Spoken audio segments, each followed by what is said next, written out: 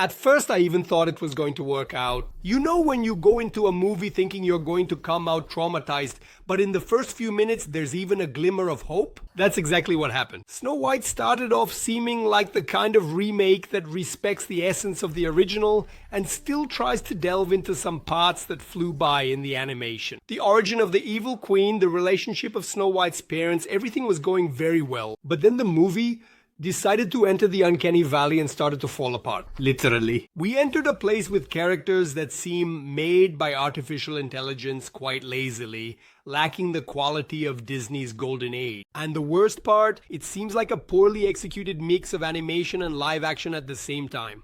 That's right. Before continuing, I'm going to ask for a like and a subscription to the channel, because if I don't ask, you won't click actually. I know that, do you know that? And the algorithm laughs in our faces. So, please, subscribe, leave a like, or I'll be forced to make you spend a month listening to the new movie's soundtrack. Yes, that first musical number that sounds like a shampoo commercial with an existential crisis. Deal? Have you done it? Let's continue. But look, I have to admit that Rachel Zegler does a good job. Yes, her, the one who should have been banned from giving interviews during the film's promotion. Her performance as Snow White is solid. She has a voice, she has presence, and with a cast of 7 animated dolls pretending to be real dwarves, anything that isn't embarrassing is already a victory. In fact, Dopey is probably the most charismatic character, which says a lot about them. It's already climbing the doorway. Remember when the internet loved her as Wonder Woman? Now, it seems like she's become public enemy number 1. But I'll be fair, in the role of the evil queen, she even tries to have fun. She plays that over-the-top villain like a Mexican soap opera, kind of like Raul, Julia in Street Fighter playing Mr.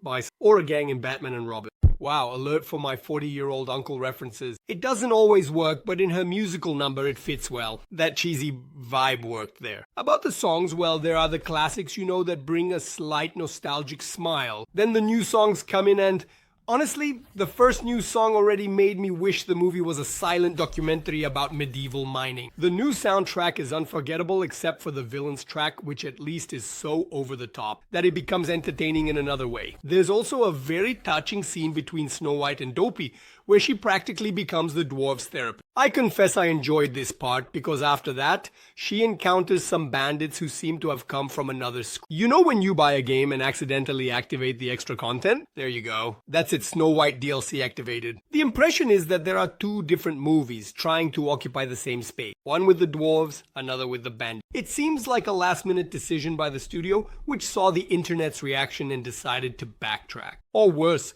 all of this was already planned, and they stirred up controversy on the internet just to generate buzz. Either way, it turned into a mess. And the bandits? They're a random group. Uninteresting. And you can't even remember their names. The script tries to force some importance there, but it completely fails. It's as if the movie is shouting, this guy is relevant and you can only respond, but who is this again? Oh, and of course we have the romance, that true love, which comes with 30 extra minutes of film, and yet it still seems to come out of nowhere. In the end, even while trying to develop the story more, the movie still stumbles over the same hurdles as the original. But now it takes half an hour longer to do that. Visually, the film has its moments. At the beginning and the end, you can even feel that there is a well-tied arc. But between these points, the film gets lost. It becomes too long, seeming made to test the patience of adults and the endurance of children. I heard some laughter during the session, then an awkward silence. Perhaps the children also got lost,